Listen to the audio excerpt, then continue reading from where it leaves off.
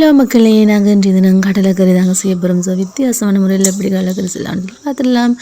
எண்ணெயை கொதிக்க வச்சுட்டு அதுக்கு பிறகு வெங்காயம், பச்சை மிளகாய், உள்ளி, வெந்தயம் தாங்க எடுத்துருக்கிறேன். எல்லாத்தையுமே நல்ல வடிவாக தாளிக்க வேணும்.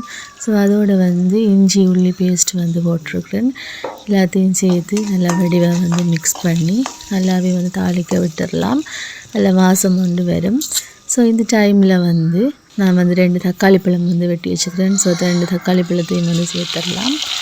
பாருங்க, தக்காளி பழத்தையும் சேர்த்து அதுவுமே நல்லபடியாக வதங்கி வர வேணும். எல்லாத்தையும் சேர்த்து மிக்ஸ் பண்ணி விட்டுடலாம். பாருங்கள், இதுதாங்க கடலை எடுத்து வச்சுருக்கிறேன். அவிச்சு கடலை எடுத்தாச்சு. ஸோ தாளிச்சும் வந்தாச்சு. இதுக்குள்ள கடலையும் சேர்த்துடலாம். கடலையும் சேர்த்து எல்லாத்தையும் நல்லபடியாக மிக்ஸ் பண்ணி விட்டுடலாம்.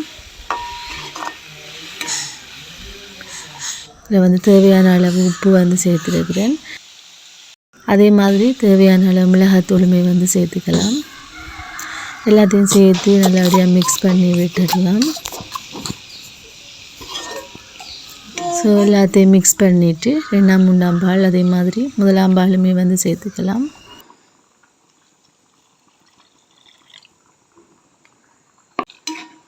நல்லா வடிவாக வற்ற விட்டுடலாம். ஸோ சூப்பரான டேஸ்டியான ஒரு கடலைக்களி ரெடி ஆகிடுச்சு. ஓகே, இன்னொரு சூப்பரான வீடியோவில் மீட் பண்ணலாம். பாய்.